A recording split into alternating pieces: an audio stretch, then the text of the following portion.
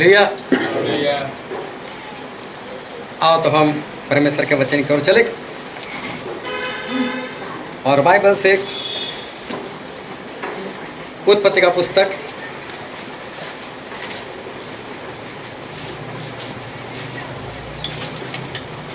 इसका 28 अध्याय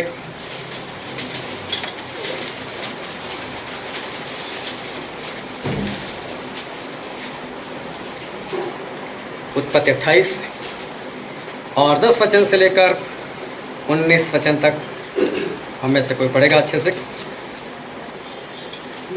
याकूब बेर्शेबा से निकलकर हारान की ओर चला और उसने किसी स्थान में पहुंचकर रात वहीं बिताने का विचार किया, क्योंकि सूर्य अस्त हो गया था।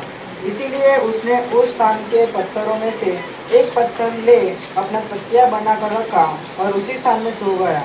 तब उसने स्वप्न में क्या देखा कि एक सीढ़ी पृथ्वी पर खड़ी है और उसका सिरा स्वर्ग तक पहुंचता है और परमेश्वर के दूत उस पर से चढ़ते उतरते हैं और यहोवा उसके ऊपर खड़ा होकर कहता है, मैं यहोवा तेरे दादा अब्राहम का परमेश्वर और इसहाक का भी परमेश्वर हूँ।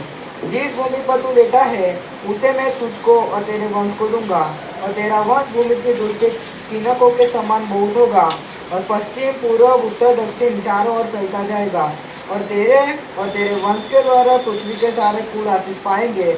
और सुन, मैं तेरे संग रहूंगा और जहाँ कहीं तू जाए वहाँ तेरी रक्षा करूंगा और तुझे इस देश में लौटा ले आऊंगा।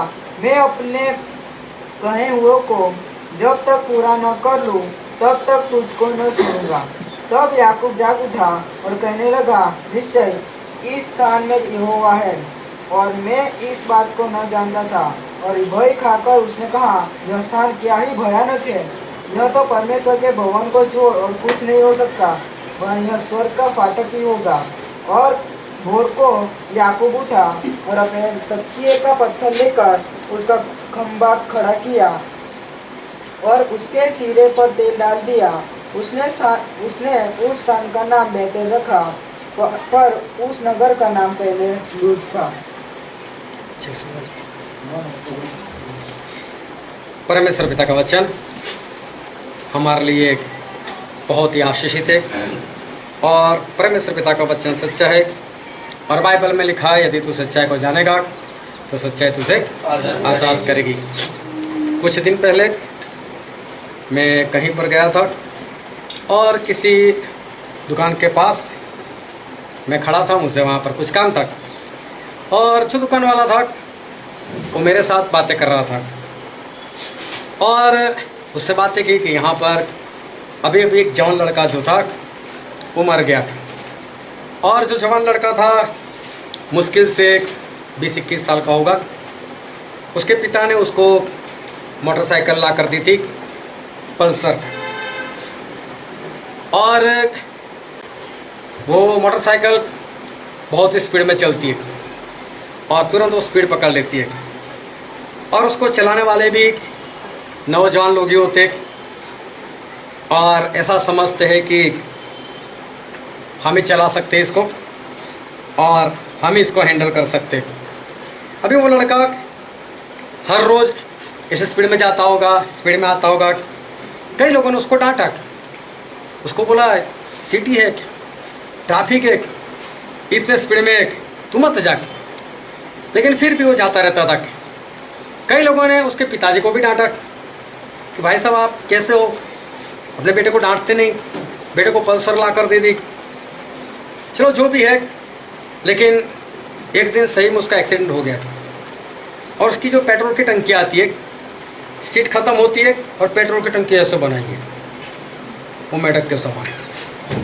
अभी हमारा क्या दूसरी मोटरसाइकिल कैसी आती है, अगर आपने ज़ोरों से ब्रेक मार दी तो आप आगे चले जाओगे, टंकी ऊपर आ जाओगे, होगा कुछ नहीं। लेकिन इसमें टंकी पर आ नहीं सकते, जोरों से खुद टकराया टंकी के साथ, गाड़ी लेकर गिर गया और सब कुछ उसका स्पेयर पार्ट टूट गया और कुछ दिन तक जिंदा भी रहा। बहुत पछता रहा था, मुझे ऐसे नहीं चलानी थी और फिर आखिर में वो मर गया, आखिर में वो ख़त्म हो गया। जब उसको लोग बोलते होंगे, उसके पिताजी को भी बोलते होंगे, तो मुझे नहीं लगता उसके पिताजी ने भी माना होगा, क्योंकि उसके पिताजी में अक्ल होती तो लेकर ही नहीं देते बाइक, और लेकर देते तो ये वाली तो नहीं देते। लड़के को भी सब बता रहे थे, तब नहीं मानने का कारण एक ही था कि घमंड, मैं चला सकता हूँ, तुम लोग बूढ़े हो गए और अभी तुम्हारे अंदर वो शक्ति नहीं कि जैसे हम चलाते ऐसे फुर्ती के साथ हम आप चला सकोगे। जो भी घमंड होगा इसके कारण बात नहीं मानेगी। और देखो, बात नहीं मानने का ज़्यादातर कारण होता है घमंड। इंसान को यही लगता है कि मैं हूँ ना, मैं सब कुछ कर सकता हूँ, मेरे से ऐसा ही होगा, मैं ऐसा ही करूँगा और मैं निष्फल नहीं होऊंगा। उसको ऐसा लगता है मैं ही कर सकता हूँ। बाइबल में परमेश्वर का एक दुश्मन है, उसका नाम क्या है? शैतान। वो शैतान बनने से पहले कैसा था? वो पवित्र था। और शैतान कब बना? जब उसके अंदर क्या आया? घमंड आया। घमंड आने के कारण एक पवित्र व्यक्ति वो शैतान बन गया।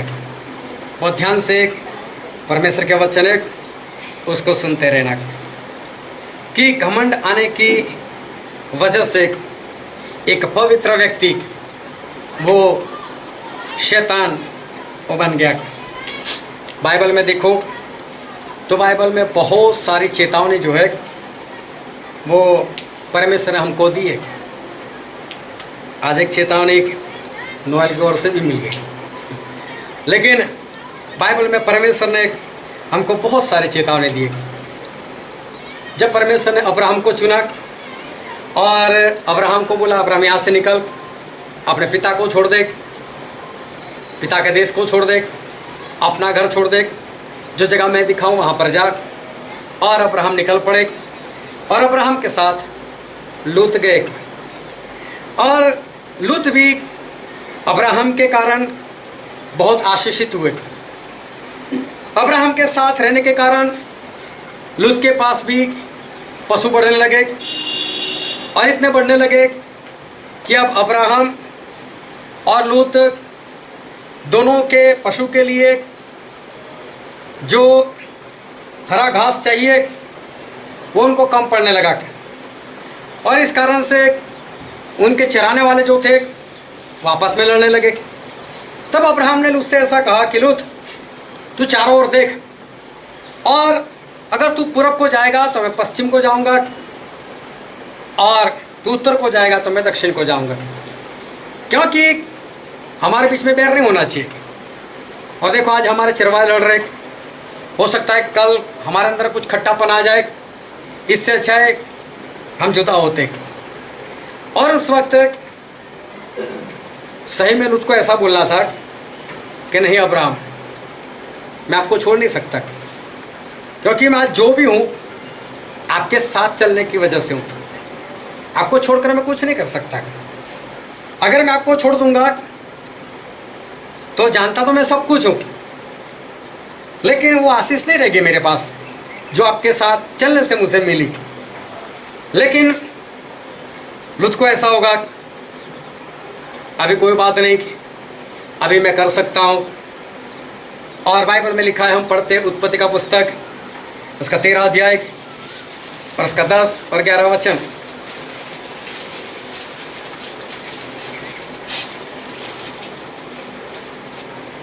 तब लूत ने आँख उठाकर यरदन नदी के पास वाली सारी तराई को देखा कि वह सब सिंची हुई है। तब जब तक यहोवा ने सदोम और गमोरा को नष्ट न किया था, तब तक सोअर के मार्ग तक वह तराई यहोवा की वाटिका और मिस्र देश के समान उपजाऊ थी। लूत ने देखा कि सदोम और गमोरा बहुत बढ़िया है, हरियाली है, उपजाऊ जमीन है, चलो वहाँ मेरा गुजारा हो जाएगा। और लूत जो है वो अच्छी जगह देखकर सब कुछ छोड़कर, अब्राहम को छोड़कर वो वहाँ पर चले गए।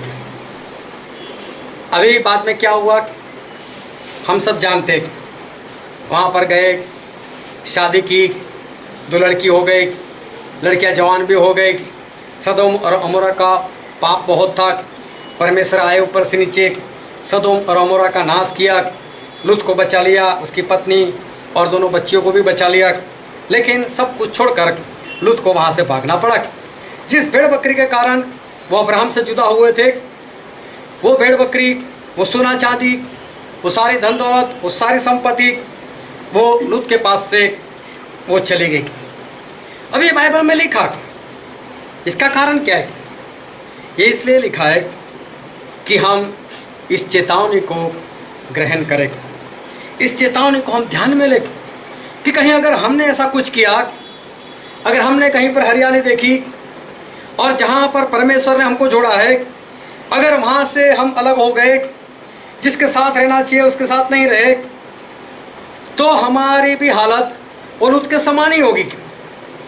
ये वचन इसीलिए बाइबल में जो है वो लिखा है, चाहे जीवन में कोई भी कमी घटी हो, चाहे जीवन के अंदर ऐसी कोई भी बात हो कि जो आपको चाहिए, आपकी ज़रूरत है लेकिन है नहीं, लेकिन फिर भी उस कमी घटी के साथ भी जीवन बिताओ। लेकिन जहाँ पर परमेश्वर कहते हैं वहाँ पर एक होकर एकता में रहने की वो बहुत ज़रूरत है। जब इस्राएल प्रजा वो मिस्र देश से आज़ाद हो गई और वो लोग रास्ते से गुजर रहे थे और उस विश्राम के देश की ओर परमेश्वर ने जो प्रतिज्ञा की थी, उस देश की ओर जब ये लोग बढ़ रहे थे, तो ऐसा हुआ कि मूसा भी जिंदा है, इन लोगों ने लड़ाई की और कुछ देश जो है इन लोगों ने जीत लिया। लेकिन परमेश्वर ने जो जगह दिखाई थी वो यर्दन के उस पार थी। अभी यर्दन के इस पार अभी मूसा जिंदा है और वहाँ पर कुछ जगह थी जो इन लोगों ने लड़ाई कर कर जीत ली। अभी गिनती के पुस्तक में ऐसा लिखा है, गिनती का पुस्तक उसका 32 अध्याय, और कोई अच्छे शब्दों में जल्दी से 1 से 5 वचन तक पढ़ेंगे। रूबेनियों और गादियों के पास बहुत से जानवर थे।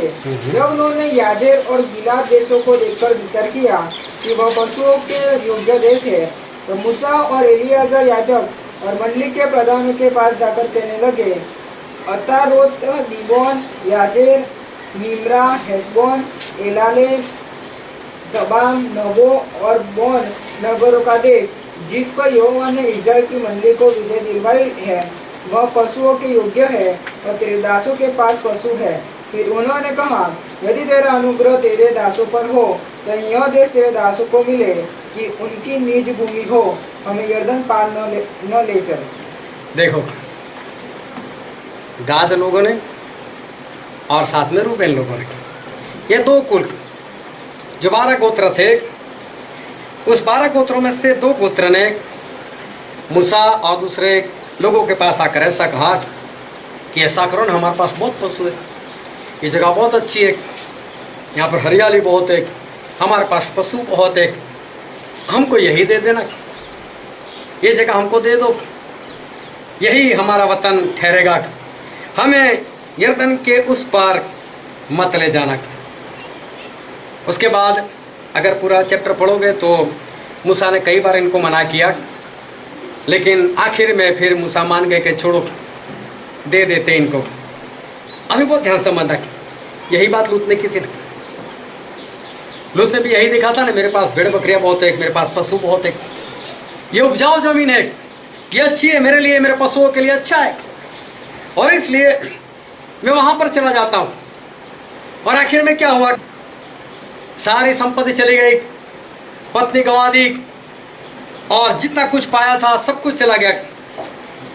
और अभी वही इतिहास या वही गलती एक बार फिर अब्राहम की अंश वो दोहरा रही है। रूबेनी और गादी लोग, ये लोग जो है वो मूसा से मांग रहे, जबकि उनको याद आना चाहिए कि नहीं, ये गलती तो लूत ने की थी, चेतावनी है हमारे लिए, चाहे परमेश्वर वहाँ लिखे या ना लिखे, लेकिन हमको पता होना चाहिए कि लूत के साथ ऐसा हुआ, अगर वही काम हम करेंगे तो हमारे साथ वही होगा। एक ही गलती तो फिर उसका परिणाम, उसका रिजल्ट वो भी तो एक ही होगा। अगर बिजली का तार नंगा हो, इसको कोई छू ले, एक को करंट लगे तो दूसरे को गुदगुदी होने वाली। हाँ, दोनों को एक ही होगा ना, दोनों को करंट ही लगेगा, चाहे आज करो चाहे कल करो, मतलब उसका परिणाम एक ही होगा। जैसा लूत के साथ हुआ तो वैसे इनके साथ भी ऐसा ही होना चाहिए। और न्यायों की किताब में लिखा है, न्याय की किताब उसका 10 अध्याय और उसका 8 वचन,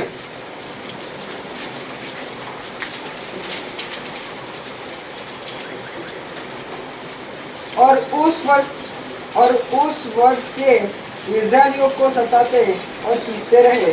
वह निवेदन पर अमोरियों के देश गिलाद में रहने वाले सब इस्राएलियों पर 18 वर्ष तक अंधेर करते रहे।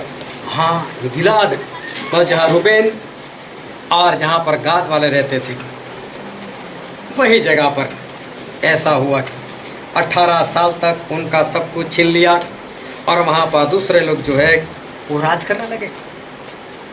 एक गलती जिसने की उसके साथ जो हुआ, दूसरा इंसान वही गलती करेगा तो उसके साथ वही होगा। अनानिया और शफीरा, क्या हुआ उनका? दोनों नाश हो गए। कारण क्या था? पैसे। जो पैसे परमेश्वर को देने चाहिए वो पैसे उन्होंने परमेश्वर को नहीं दिए, अपने पास रखे, और इस कारण अनानिया और सफीरा जो है वो दोनों मार दिए गए। तो अगर आज कोई ऐसा करता है तो उसके साथ क्या होगा? अगर आज कोई ऐसा करता है तो उसके साथ वही होना चाहिए और वही होगा। और बाइबल में एक वचन पढ़ते हैं, मलाकी उसका 3 अध्याय उसका 10 वचन,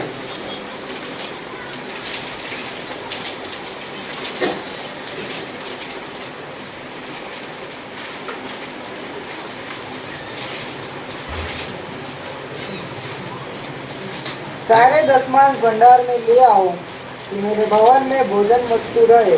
परमेश्वर बोलते हैं कि सारे दशमांश वो मेरे भवन में वो लेकर आओ। हम गहराई में नहीं जाते इसकी, लेकिन परमेश्वर कहते जो दशमांश है वो मेरे पास लेकर आओ। फिर मत्ती में ऐसा लिखा है, मत्ती उसका 23 अध्याय उसका 23 वचन,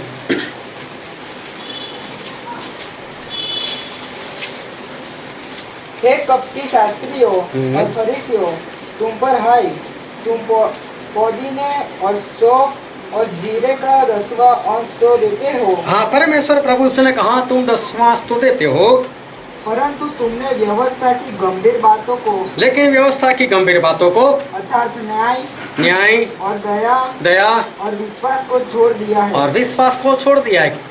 मतलब कि जो जीवन का 10वां देना चाहिए वो तो नहीं दे रहे, ये वाला 10वां तो दे रहे हो, लेकिन साथ में 2 घंटे 24 मिनट भी जो आपको मेरे लिए निकालनी चाहिए, मेरा काम करना चाहिए, वो सब तो छोड़ दिया आप लोगों ने। ऐसा परमेश्वर यहाँ पर कह रहे हैं। फिर उसका 10वां अध्याय मत्ती उसका 10वां अध्याय उसका 42 वचन, जो कोई इन छोटों में से एक को मेरा चेला जानकर केवल एक कटोरा ठंडा पानी पिलाए, मैं तुमसे सच करता हूँ वह किसी रीति से अपना प्रतिफल न खोएगा। हाँ, मेरे दास को अगर एक प्याला ठंडे पानी का पिलाएगा उसका भी उसको बदला मिलेगा। देखो परमेश्वर कह रहे कि कितना बदला है। अपने दास को पिलाया हुआ एक ठंडे पानी का एक प्याला, ऐसा वैसा नहीं, लेकिन ठंडे पानी का प्याला दो, परमेश्वर बोलते फल मिलेगा। 10 मास दोगे उसका भी फल मिलेगा। फिर गलातिया में लिखा है, गलातिया उसका 6 अध्याय और 6 वचन,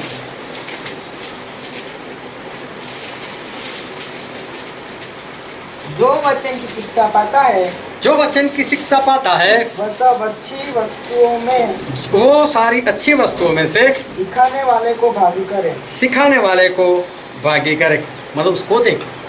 अभी ध्यान से समझना, परमेश्वर बोलते 10 मास मेरे पास लेकर आओ, मतलब मुझे दे दो। परमेश्वर बोलते हैं साथ में जीवन का 10 मास भी मुझे दे दो। परमेश्वर बोलते हैं मेरे दास को अगर पानी भी पिलाओगे ठंडा तो उसका भी प्रतिफल मिलेगा, तो उससे बढ़कर कुछ करोगे तो क्या नहीं मिलेगा।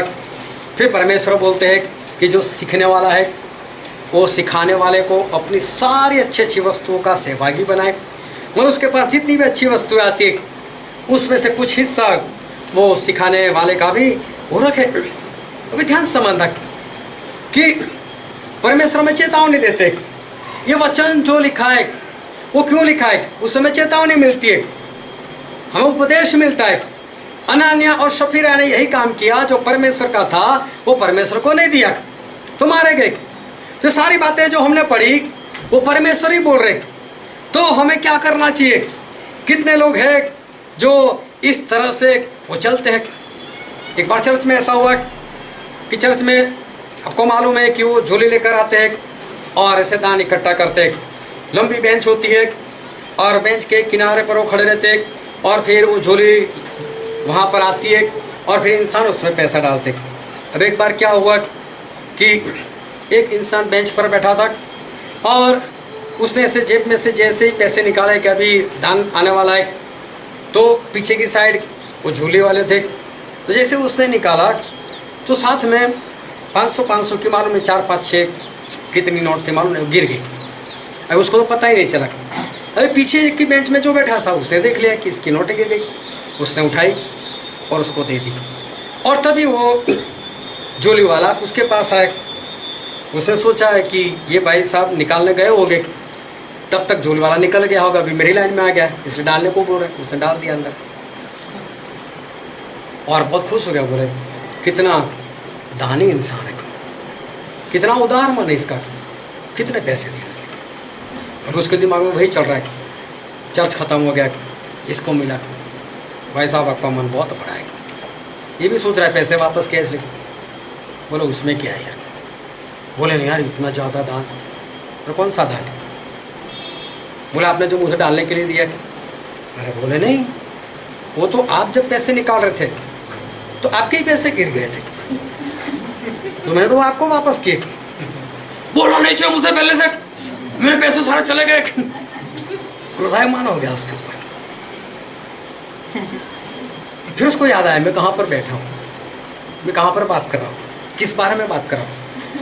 उसको शर्म आने लगी क्योंकि उसे सिर्फ 10 रुपये निकाले थे देने के लिए।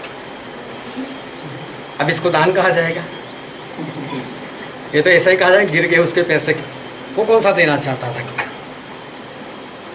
तो अनान्या और सफीरा का जो हुआ, जितने लोग नहीं करते उनके हाल भी वैसे होंगे, क्योंकि ये सारी चेतावनी है और परमेश्वर ने ये सारी बातें जो है वो लिखी है। इंसान जो नहीं कर पाता, पढ़ने के बाद, सुनने के बाद, समझने के बाद भी, इसको क्या कहा जाएगा। इसको तो सही में ऐसा कहते हैं कि वचन की उपेक्षा करना, वचन को इग्नोर करना। अभी सोचो कौन इंसान होगा जो परमेश्वर के वचन को इग्नोर करेगा या परमेश्वर के वचन की उपेक्षा करेगा। कौन होगा? वही जो घमंड में है और उसको ऐसा नहीं मैं सही हूँ, मैं सही हूँ। ये भी का आत्मा है, धार्मिकता का आत्मा, आज्ञाकारी दिखाने का आत्मा। इंसान कुछ नहीं करता फिर भी उसको उसका अंदर से ऐसे तू बिल्कुल ठीक है, तू सारी आज्ञा मानता है। ऐसी भी एक दुष्टात्मा है जो इंसान को अंदर से बताती है और इसलिए वो कभी भी आगे नहीं आ सकता और परमेश्वर के राज के लिए वो तैयार नहीं हो सकता। तो इंसान परमेश्वर के वचन की उपेक्षा इसलिए करता है कि उसको घमंड है कि नहीं मैं जो कर रहा हूँ वो मैं ठीक कर रहा हूँ। क्योंकि एक बार प्रभु यीशु ने अपने चेलों के साथ बात की और हम बाइबल में पढ़ते हैं मत्ती उसका 26वां अध्याय उसका 33, 34 और 35 वचन पढ़ो तो। इस पर पतरस ने उससे कहा, यदि सब तेरे विषय में ठोकर खाए तो खाए, परंतु मैं कभी भी ठोकर न खाऊंगा। हाँ। यीशु ने उससे कहा, मैं तुझसे सच कहता हूँ कि आज ही रात को मुर्गे बांध देने से पहले तू 3 बार मुझसे मुकर जाएगा। पतरस ने उससे कहा, यदि मुझे तेरे साथ मरना भी पड़े तो भी मैं तुझसे कभी न मुकरूंगा। और ऐसा ही सब चेलों ने भी कहा। अभी ध्यान से सुनना, प्रभु उसने यहाँ पर चेतावनी दी। देखो, चरवाहे को पकड़ने के लिए आएंगे, चरवाहा पकड़ा दिया जाएगा, मतलब मैं पकड़ा जाऊंगा, और भेड़ मतलब आप लोग मुझे छोड़कर भाग जाओगे। देखने जाओ तो चेतावनी कि आप लोग मेरे साथ ऐसा व्यवहार करने वाले हो। तो चेलों को क्या बोलना चाहिए कि प्रभु हमें शक्ति दो ना, प्रभु हमें सामर्थ दो ना कि हम आपके साथ खड़े रहें। सही में आप जैसा बोलते हो वैसा ही हो सकता है। हमें इतनी शक्ति नहीं है, हम में इतनी ताकत नहीं है प्रभु कि सब लोग आपको पकड़ने के लिए आए और हम फिर भी आपके साथ खड़े रहे। प्रभु हमारे पास शक्ति नहीं है, आप हमको शक्ति दो। लेकिन क्या बोल रहे हैं प्रभु, इसको बोलते हैं घमंड। अरे प्रभु हम छोड़कर नहीं भाग सकते। पतरस बोलते हैं सारे 11 जो है ना वो ठोकर खा सकते हैं, मैं नहीं खा सकता प्रभु। तो प्रभु तुरंत उसको एक चेतावनी और दी। आज ही बोले मुर्गा बांध देने से पहले तू 3 बार मेरा इनकार करेगा। फिर पतरस घमंड में बोल रहे कि अगर मुझे तेरे साथ मरना भी पड़े, जेल में भी जाना पड़े, मैं तैयार, लेकिन ये बात तो नहीं होगी। मतलब मैं गलती कर ही नहीं सकता ना, मेरे से गुनाह हो ही नहीं सकता ना। कितना घमंड। चेतावनी, परमेश्वर अपने वचन से चेतावनी देते। जब वचन पुकारा जाता है चेतावनी मिलती है। मानने वाले कितने, क्योंकि उनको ऐसा है हम तो करते ही हैं, मैं तो करता ही हूं, मैं तो ऐसा ही हूं। अंदर से एक दुष्ट आत्मा आवाज डालता है कि सब कुछ सही है, तू तो अच्छी तरह से परमेश्वर की आज्ञाकारी कर रहा है। और देखो बाद में पतरस का हुआ क्या, सही में पतरस भाग गए। सही में उन्होंने 3 बार प्रभु यीशु का इनकार भी कर दिया, जबकि चेतावनी जो है वो मिल चुकी थी।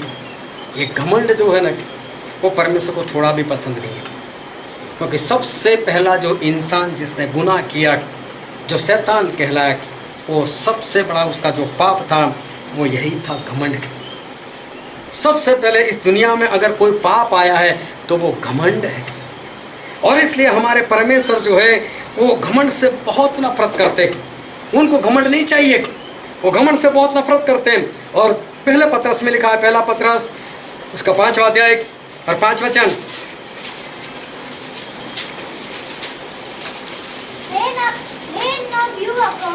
तुम भी पुरुषों के अधीन रहो, परंतु तुम सबके सब एक दूसरे की सेवा के लिए दृढ़ता से कमर बांधे रहो, क्योंकि परमेश्वर अभिमानियों का विरोध करता है। क्योंकि परमेश्वर अभिमानियों का विरोध करते हैं। अभिमान परमेश्वर को पसंद नहीं, परमेश्वर अभिमानियों का विरोध करते। क्यों परमेश्वर अभिमानी लोगों का, घमंडी लोगों का विरोध करते? क्योंकि इंसान के पास ऐसी कोई बात है ही नहीं जिसके कारण वो घमंड कर सके। वो ध्यान समझना,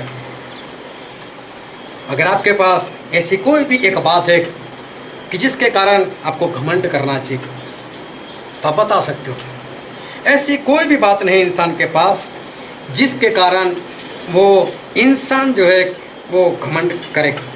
हमारे परमेश्वर पवित्र है, हमारे परमेश्वर सर्वशक्तिमान है, वो हमारे सृजनहार है।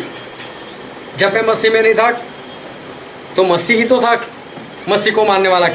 मेरी कमाई भी अच्छी थी और मैं दान भी अच्छा देता था, लेकिन जब भी मैं दान देता था मेरे अंदर एक घमंड था। देखो मेरी इतनी कमाई है, मैं इतना दान देता हूँ, एक घमंड से मैं वो दान जो है देता था। लेकिन प्रेरितों के काम में लिखा है, प्रेरितों के काम उसका 17 अध्याय उसका 25 वचन,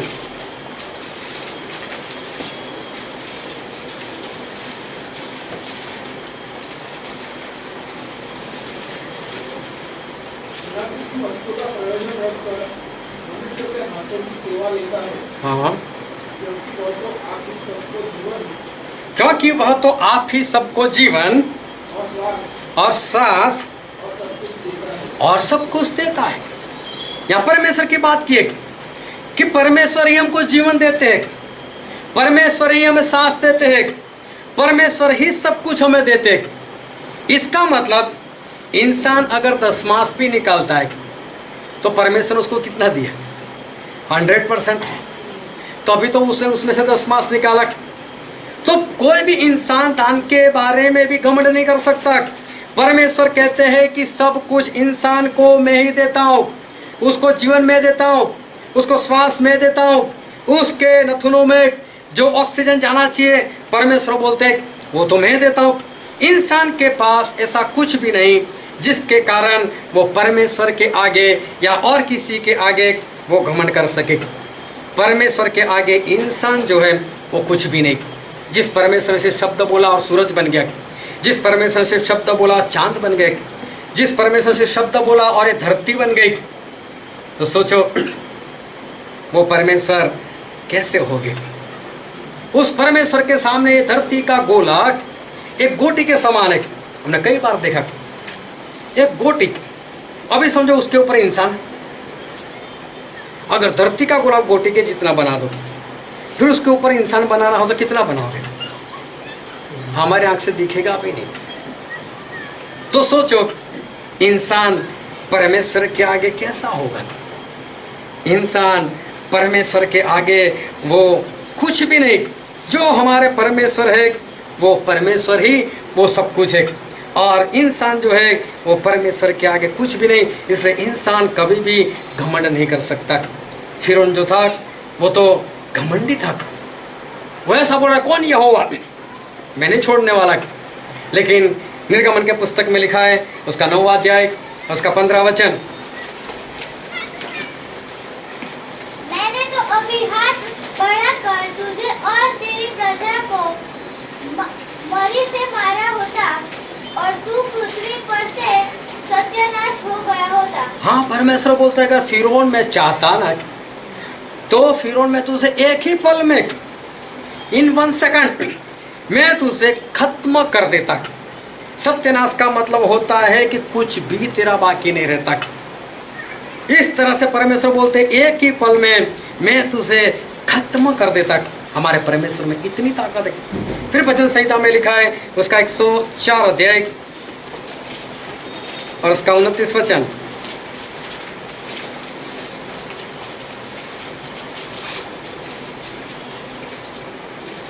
तू मुख पे लेता है और वे घबरा जाते हैं। परमेश्वर को कहा गया है कि परमेश्वर आप मुंह फेर लेते हो और वो घबरा जाते हैं। तू उनकी सांस ले लेता है हाँ और उनके प्राण छूट जाते हैं। हाँ, अगर परमेश्वर ऑक्सीजन ले ले इस धरती पे से कितना टाइम लगेगा उनको ऑक्सीजन लेने में, फिर बाकी को मरने में कितना टाइम लगेगा? सब मर जाएंगे। परमेश्वर चाहे तो एक पल में पूरी धरती का नाश कर सकते हैं। फिर आगे पढ़ो उसका 73 अध्याय और उसका 19 वचन, जहाँ वे क्षण भर में कैसे उजड़ गए हैं, वे मिट गए, वे घबराते घबराते नष्ट हो गए। एक पल में सब नष्ट हो जाता है। अगर हमारे परमेश्वर चाहे तो एक ही पल में सब नष्ट हो जाएंगे। और फिर गिनती की पुस्तक में लिखा उसका 16वां अध्याय और उसका 20 और 21 वचन निकालने में जल्दी रखो।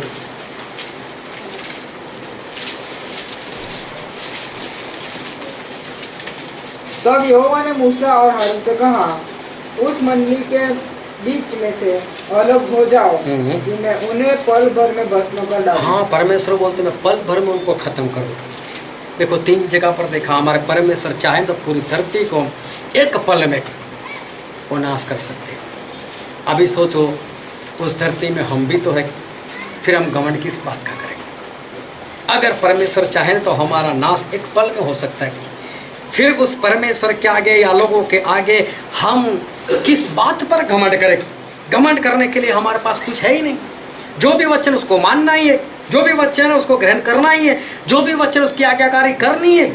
लेकिन जो नहीं करते वो ये कहना चाहते हैं कि नहीं करेंगे, तेरे से हो सके वो कर लेंगे। ये घमंड की बात है। लेकिन परमेश्वर बता रहे हैं आज कि तुम घमंड किस बात के ऊपर करते हो। फिर उनको नहीं मारा था, लेकिन परमेश्वर बोल रहे अगर फिरौन में चाहता तो एक पल में तेरा नाश कर देता। मुझे इतने चमत्कार करने की जरूरत नहीं थी, लेकिन मैं तो लोगों को बचाना चाहता हूँ, तुझे भी बचाना चाहता हूँ इसलिए।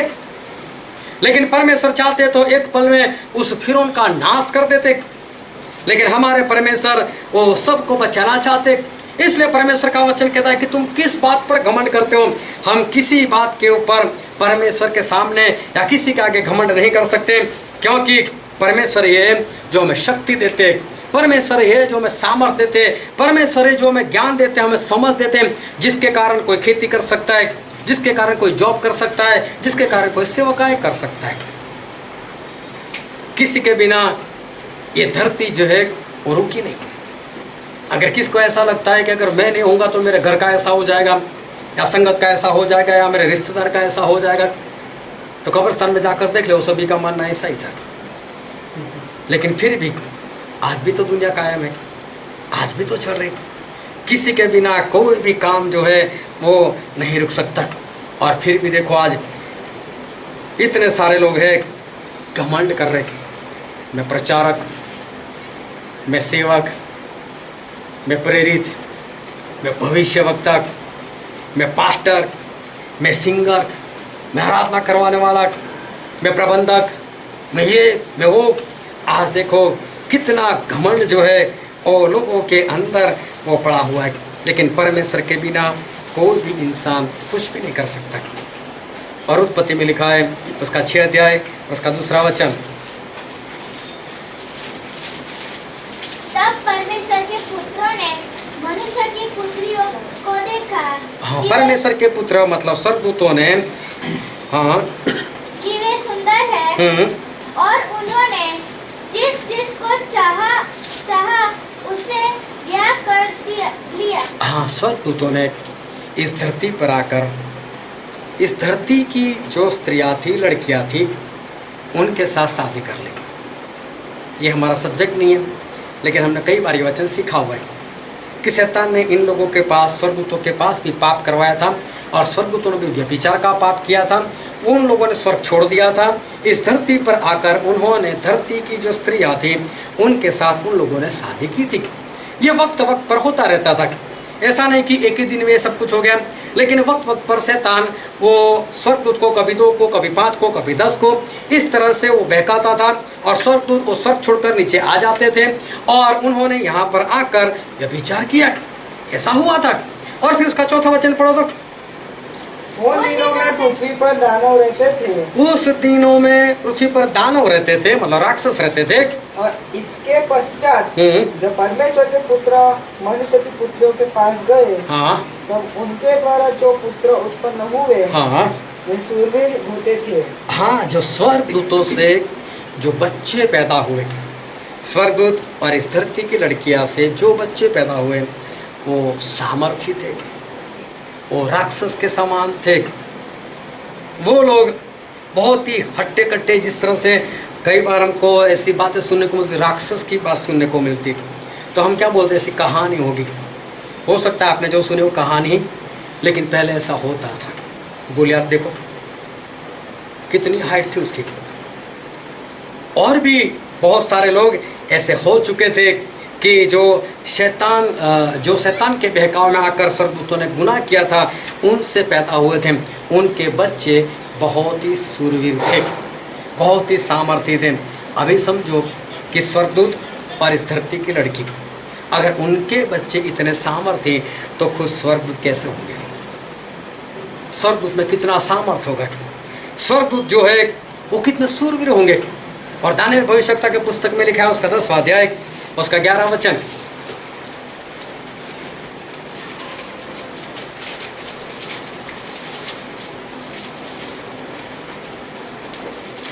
बहुत टाइम लगता तब है। उसने मुझसे कहा, हे दानियेल, हे अति प्रिय पुरुष, हाँ। जो वचन मैं तुझसे कहता हूँ उसे समझ ले और सीधा खड़ा हो, क्योंकि मैं अभी तेरे पास भेजा गया हूँ। जब उसने मुझसे यह वचन कहा तो मैं खड़ा तो हो गया, परंतु थर थराता रहा। हाँ, दानियेल स्वर्गदूत को देखकर थर थर आते हैं।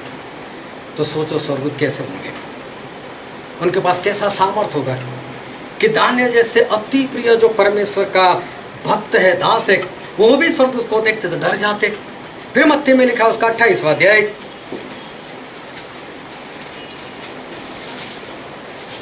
और उसका 2, 3, 4 वचन पढ़ो तो। और देखो, एक बड़ा भूकंप हुआ, क्योंकि प्रभु का एक दूत स्वर्ग से उतरा और पास आकर उसने पत्थर को लुढ़का दिया और उस पर बैठ गया। उसका रूप बिजली का सा और उसका वस्त्र पाले के समान उज्ज्वल था। उसके भय से पहर हुए कांप उठे। बहर हुए सिक्योरिटी वाले वो कांप गए। हो सकता है बड़े बड़े मूछें होगी, हाथ में हथियार होगा, उनका अपना ड्रेस होगा, लेकिन उन्होंने स्वर्गदूतों को देखा, अधमरे से हो गए। सोचो स्वर्गदूत कैसे होंगे। कुछ नहीं किया स्वर्गदूतों ने, ना दानियल को यहाँ पहरुओं को कुछ भी नहीं किया, लेकिन उनको देखकर इतना डर लग जाते हैं लोग, तो उनमें कितना सामर्थ्य होगा। फिर लूका में लिखा उसका पहला अध्याय और उसका 29 वचन। वह उस वचन से बहुत घबरा गई और सोचने लगी कि यह किस प्रकार का अभिवादन है। हाँ, जब स्वर्गदूत मरियम से मिलने के लिए आए तो मरियम भी घबरा गई। देखो स्वर्गदूत कितने सामर्थ्य हो गए। जब पतरस जेल में थे तो ऐसा हुआ, पढ़ो तो प्रेरितों के काम उसका 12 अध्याय उसका 4 वचन। उसने उससे पकड़ के बंदी गृह में डाला और 4 सिपाहियों के 4 पहरों में रखा, इस विचार से कि फसह के बाद उसे लोगों के सामने लाए। बंदी गृह में पतरस बंद था, परंतु कलीसिया उसके लिए लोग आकर परमेश्वर से प्रार्थना कर रही थी। हाँ। जब हेरोदेस उसे लोगों के सामने लाने को था, उसी रात पतरस 2 जंजीरों से बंधा हुआ तो सिपाहियों के बीच में सो रहा था और पहरे द्वार पर बंदी गृह की रखवाली कर रहे थे। हाँ। तो देखो, प्रभु का एक स्वर्गदूत आ खड़ा हुआ और उस कोठरी में ज्योति चमकी और उसने पतरस की पालसी पर हाथ मारा कि उसे लगाया और कहा, उठ जल्दी कर, और उसके हाथों से जंजीरें खुलकर गिर पड़ी। हालेलुया। स्वर्गदूत सिर्फ वहां पर खड़े रहे, इतने में तो क्या हो गए, रोशनी रोशनी चमक गई। और जो पतरस को बेड़ियों से जकड़ा हुआ था, वो बेड़ी अचानक टूटकर गिर गई। स्वर्गदूत ने हाथ भी नहीं लगाया। एक एक बात को नोट करते रहना ताकि पता चले परमेश्वर जो है वो हमको क्या कहना चाहते हैं। सिर्फ स्वर्गदूत आए, उससे ही जो लोहे की बेड़ी थी वो बेड़ी अचानक से टूटकर और नीचे गिर गई। सोचो कैसे होंगे ये स्वर्गदूत के लोग डर जाते हैं, सिक्योरिटी वाले डर जाते हैं, परमेश्वर के दास होते हैं तो वो भी डर जाते हैं। और लोहे की बेड़ी होती है, वो तो ऐसे ही अचानक से वो तो टूट जाती है, अचानक से वो तो गिर जाती है, एक ही पल में वो टूट कर गिर जाते हैं। सोचो ये स्वर्गदूत कितने सामर्थ्य होंगे, एक पल में वो धरती से आसमान पर पहुंच जाते हैं और एक ही पल में स्वर्ग में से इस धरती के ऊपर ये स्वर्गदूत जो है वो आ जाते हैं। उनको टाइम नहीं लगता। अगर परमेश्वर उनको बोले कि अभी जा महेंद्र भाई के घर में, दूसरे पल यहाँ पर होंगे। अगर उनको कुछ बोलना है और यहाँ से वापस जाना है तो वापस एक पल में परमेश्वर के सामने। कितनी स्पीड, सोचो उसको अगर किलोमीटर में नापना हो तो किस तरह से नापोगे, घंटे में तो नाप ही नहीं सकते। अगर एक पल में इतनी सफ़र जो कर सकते वो स्वर्गदूत, सोचो कि उनकी स्पीड कितनी होगी, उनका सामर्थ्य जो है वो कैसा होगा। ऐसे स्वर्गदूतों ने पाप किया। हालेलुया। ऐसे स्वर्गदूतों ने पाप किया जो बहुत सामर्थ्य थे। और किसी को मालूम है कितने स्वर्गदूतों ने पाप किया?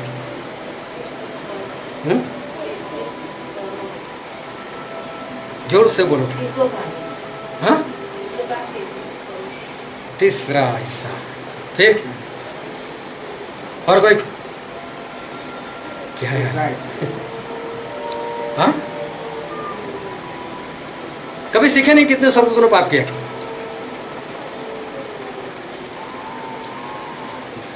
बोलो बोलो। प्रकाशित वाक्य 12। हाँ, कितने? 33 करोड़। कहाँ लिखा है 33?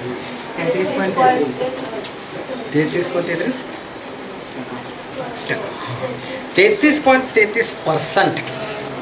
गिनती नहीं लिखी उनकी, लेकिन जितने भी होंगे उनमें से 33.33%। अभी इतना मालूम है कि परमेश्वर के पास अनगिनत स्वर्गदूत है। अभी उनमें से 33.33% स्वर्गदूतों ने पाप किया। अभी ध्यान से समझ लें, अभी कोई एक इंसान है जो पूरी फौज को चलाता है, कमांडर। वो आज्ञा देता है, सारी फौज उसके अनुसार करती है, लेकिन सारे फौज वाले को जाए बोलो इसको गिरा दो तो क्या होगा? वो कुछ कर पाएगा? नहीं कर पाएगा। अभी ऐसा हुआ कि 33.33% स्वर्गदूत वो परमेश्वर के विरोध में हो गए, शैतान के साथ हो गए, वो सारे ऊपर से नीचे आ गए। उन सभी लोगों ने पाप किया। और दूसरे पत्रस में ऐसा लिखा है, दूसरा पत्रस 2 अध्याय उसका 4 वचन, और कोई यहूदा की पत्री दूसरा निकाल कर रखे, उसके पास आकर जिसे मनुष्यों ने तो निकम्मा ठहराया। दूसरा पत्रस 2:4। क्योंकि जब परमेश्वर ने उन दूतों को जिन्होंने पाप किया नहीं छोड़ा, पर नरक में भेजकर अंधेरे कुंडों में डाल दिया ताकि न्याय के दिन तक बंदी रहे। परमेश्वर एक एक को पकड़कर ये सारे 33.33% जितने भी सबको पकड़ा एक साथ में, सबको डाल दिया नरक के अंदर, सभी को बांध दिया। ध्यान से समझना। फिर यहूदा उसका 6 वचन, फिर जिन स्वर्गदूतों ने अपने पद को स्थिर न रखा और अपने निज निवास को छोड़ दिया, उसने उनको भी उस भीषण दिन के न्याय के लिए अंधकार में रखा, जो सदा काल के लिए है, बंधनों में रखा है। बंधनों में रखा।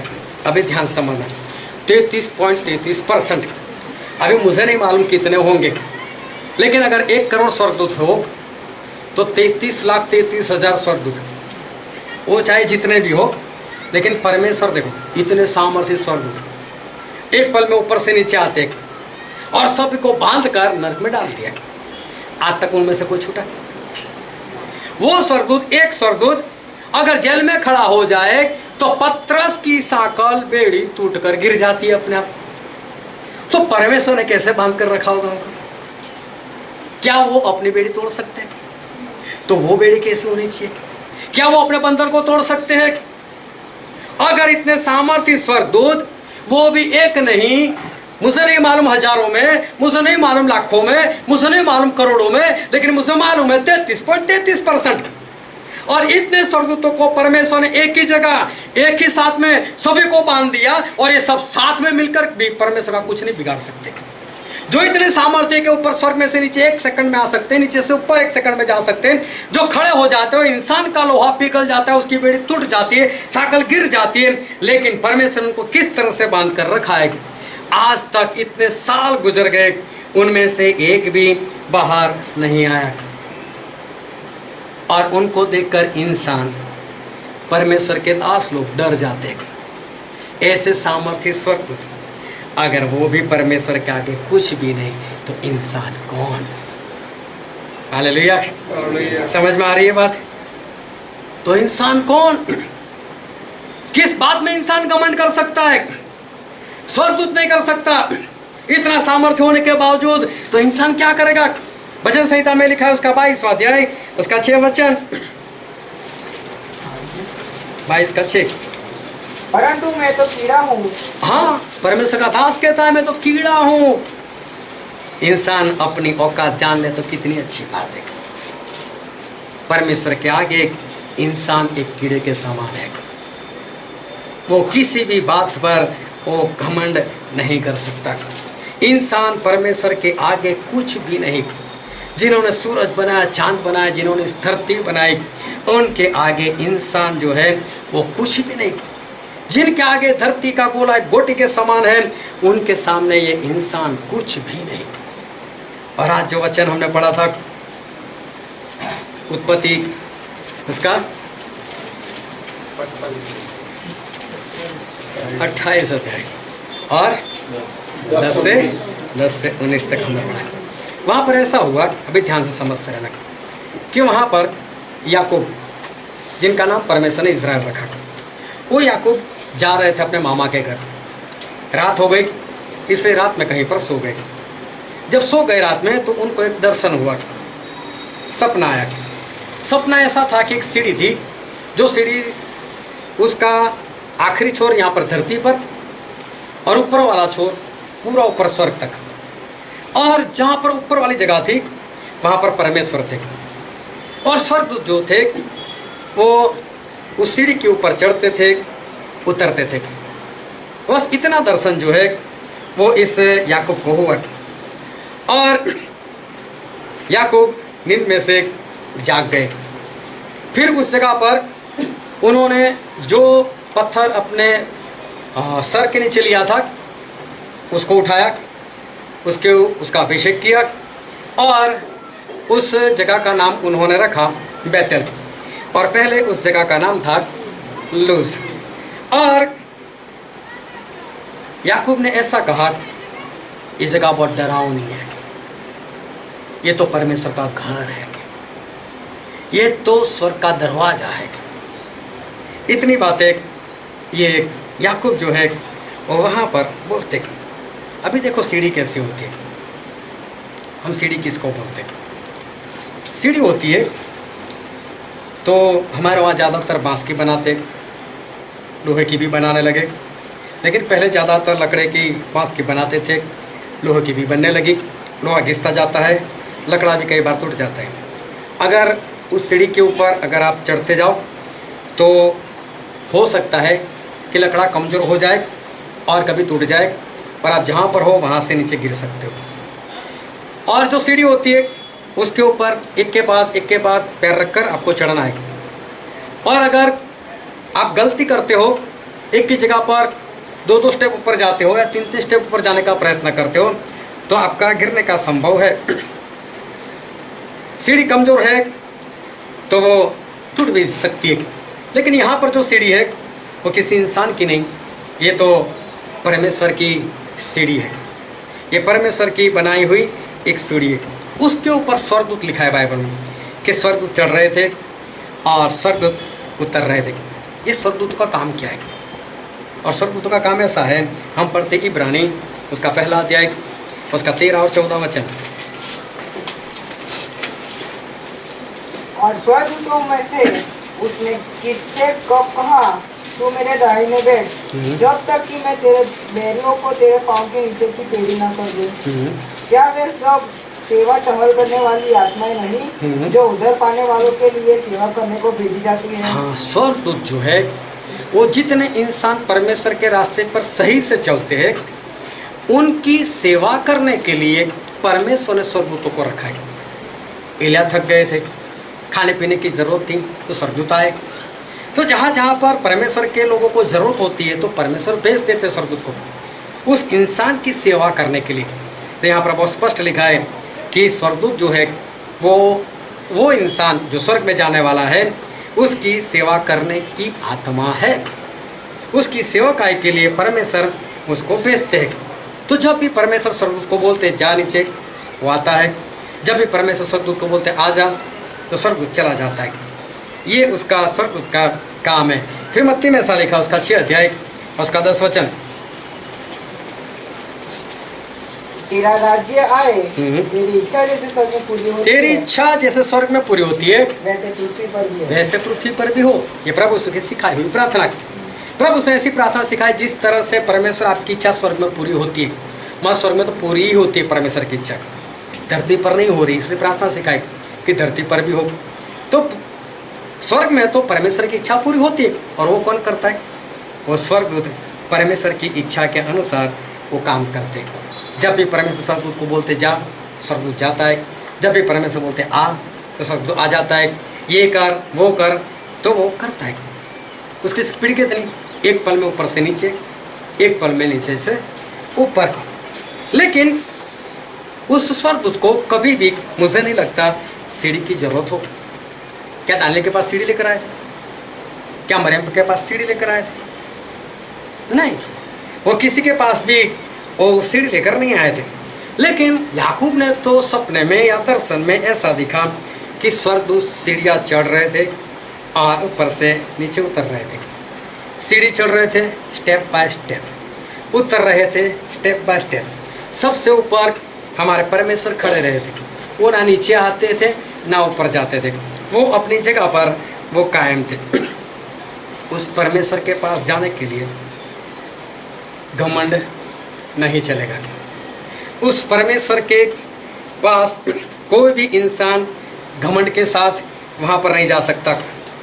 दूत जो ऊपर चढ़ रहा है और दूत जो ऊपर से नीचे उतर रहा है, वो अपना काम कर रहा है। परमेश्वर ने जो काम दिया वो काम वो करता है और परमेश्वर को बाद में रिपोर्ट देता है और परमेश्वर को कहते हैं कि परमेश्वर आपने ये काम बोला था और मैं ये काम कर आया। स्वर्गदूत अपना रिपोर्ट जो है वो रिपोर्ट परमेश्वर को देते हैं और परमेश्वर से आज्ञा पाकर काम करने के लिए वहाँ से निकल जाते हैं। ये स्वर्गदूतों की एक नम्रता है कि जब परमेश्वर के पास जाते हैं तब सीढ़ियों से जाते हैं, एक के बाद एक के बाद एक के बाद। उसके आगे वाला स्वर्गदूत उसके आगे है, उसके ऊपर वाला स्वर्गदूत उसके ऊपर है, नीचे वाला वो नीचे है। सभी लोग लाइन में एक के बाद ऊपर जाते हैं। दूसरी ओर से उसी सीढ़ी से जिसका काम खत्म हो गया, आज्ञा पाली या तो रिपोर्ट दे दिया, वो स्वर्गदूत ऊपर से नीचे आ रहे हैं। लेकिन कोई भी स्वर्गदूत उड़कर डायरेक्ट परमेश्वर के पास जंप नहीं लगा, ये परमेश्वर में आ गया।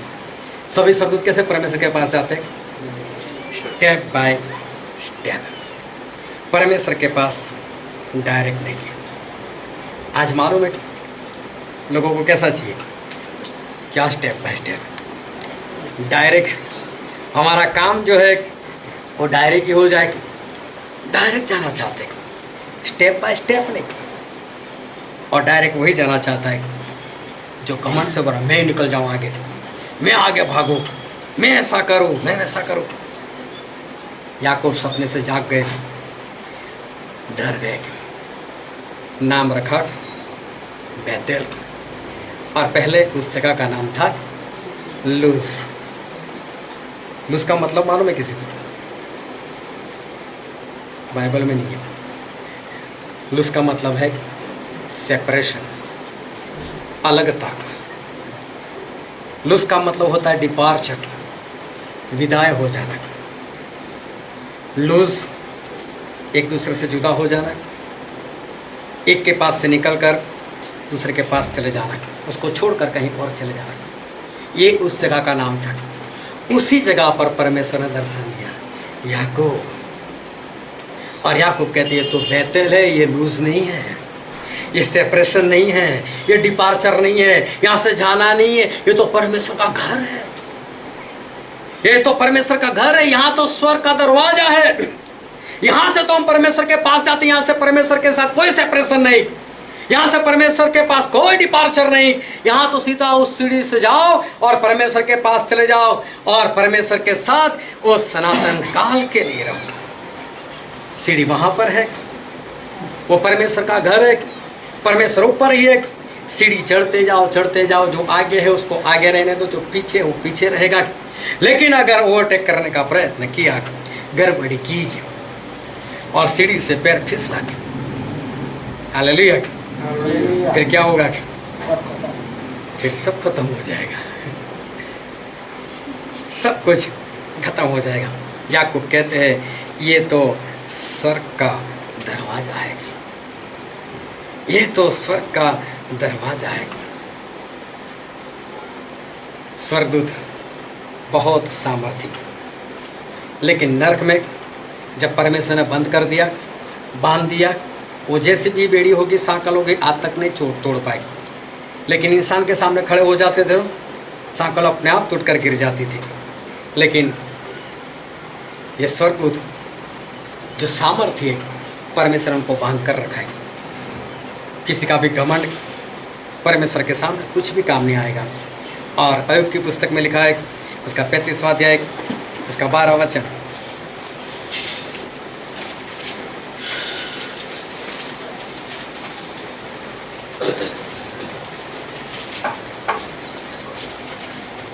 वे दुहाई देते हैं परंतु कोई उत्तर नहीं देता, यह बुरे लोगों के घमंड के कारण होता है। हाँ, जब घमंड होता है परमेश्वर की ओर से कोई उत्तर नहीं मिलता। फिर उसका 36वां अध्याय और उसका 19 वचन, क्या तेरा रोना या तेरा बल तुझे दुख से छुटकारा देगा? उस रात की अभिलाषा न कर जिसमें देश देश के लोग अपने अपने स्थान से मिटाए जाते हैं। फिर से पढ़ो, 36 का 19। क्या तेरा रोना हम्म। या तेरा बल तुझे दुख से छुटकारा देगा? क्या तेरा बल दुख से छुटकारा दे सकता है? नहीं दे सकता। परमेश्वर कहते हैं कि जो वचन मैं देता हूँ, जो वचन परमेश्वर ने लिखे हुए, जो वचन परमेश्वर ने बताए हुए, वो सारे हमारे लिए चेतावनी। पौलुस कहते हैं इसलिए लिखा गया है ताकि हम उससे चेतावनी प्राप्त करें। अगर वही गलती जो बाइबल में लोगों ने की, चाहे अनानिया सफीरा हो, चाहे लूत हो, चाहे और किसी ने भी गलती की, और वही गलती अगर कोई इंसान दोहराएगा, रिजल्ट वही है जो उनके साथ हुआ। और इसलिए परमेश्वर कहते हैं घमंड ना करो। वो घमंडियों के विरोध में है, अभिमानियों को वो विरोध करते, उनको घमंड नहीं चाहिए, क्योंकि एक घमंड ने एक पवित्र इंसान को वो शैतान बना दिया। और इसलिए मैं वो स्पष्ट कहता हूँ कि जितने भी वचन है उस वचन को मानने का प्रयत्न करो, और इस तरह से प्रयत्न करो कि मानना ही मानना है। 10 मास 2 घंटे 24 मिनट वो परमेश्वर के राज के लिए निकालना ही निकालना है। ये काम करना ही करना है। आत्मा जितना है तो जितना ही है। कब तक करोगे इनकार? कब तक करोगे घमंड कि मैं कुछ नहीं करूँगा, परमेश्वर को जो करना है कर ले? लेकिन जिस दिन परमेश्वर का वक्त आएगा उस दिन सारा घमंड निकल जाएगा। और इसलिए जो परमेश्वर का वचन कहता है, जिस तरह से याकूब ने देखा और जो सीढ़ी देखी, क्यों परमेश्वर ने ऐसा ही दर्शन दिया? क्यों परमेश्वर ने सीढ़ी दिखाई? क्यों परमेश्वर ने स्वर्गदूतों को चढ़ते और उतरते हुए दिखाए? क्यों परमेश्वर ने अपने आप को उसके ऊपर जाहिर किया? परमेश्वर ये कहना चाहते हैं, मेरे पास आना है तो सीढ़ी है, बस स्टेप बाय स्टेप मेरे पास आओ। जिस तरह से मैं बोलता हूँ उसी तरह से आज्ञाकारी करते हुए आप अगर ओवरटेक करने का प्रयत्न करोगे तो सीढ़ी से गिर जाओगे, और उसके बाद डायरेक्ट अंत है। और इसलिए इस तरह से परमेश्वर के पीछे चले, उनकी आज्ञाकारी करें, क्योंकि स्वर्गदूत ने जब आज्ञाकारी नहीं की, इतने सामर्थ्य होने के बावजूद नरक में डाल दिए गए, तो हम कौन? परमेश्वर हमको भी डाल सकते हैं। और इसलिए घमंड ना करें, लेकिन सारे वचन जो है उस वचन को हम माने, आत्मा जीते और घमंड छोड़े, और 2 घंटे 24 मिनट परमेश्वर के राज के लिए हम निकालें। आओ हम हमारे आंखों को बंद करें और हमारे मस्तकों को प्रभु यीशु के आगे झुकाए, जो राजाओं के राजा है, जो प्रभुओं के प्रभु है, जो हमारे बीच में है। सभी लोग अपनी आंखें बंद रखें, कोई इधर उधर ना देखे। मेरे प्रिय, हमारे परमेश्वर चेतावनी देते हैं। उन्होंने बाइबल में सारी चेतावनी दे ही दी है। मानता वही है जो परमेश्वर से डरता है, जो नम्र है, और जो घमंडी है वो नहीं मानता। दूतों ने भी नहीं माना। उनको ऐसा कि हम इतने सारे परमेश्वर क्या कर लेंगे, लेकिन परमेश्वर सभी को एक साथ बांध दिया, और वो आज तक आज़ाद नहीं हो सकते अपनी शक्ति से। तो सोचो परमेश्वर कैसे होंगे। उनका भय मानो, उनकी आज्ञाकारी करो, स्टेप बाय स्टेप आगे बढ़ो, और परमेश्वर के राज के वारिस बन जाओ। ये वचन समझने के लिए, ग्रहण करने के लिए, उसके अनुसार चलने के लिए प्रभु यीशु की कृपा हम सभी पर होने पाए। Thank you Jesus. सर्व समाज हमारा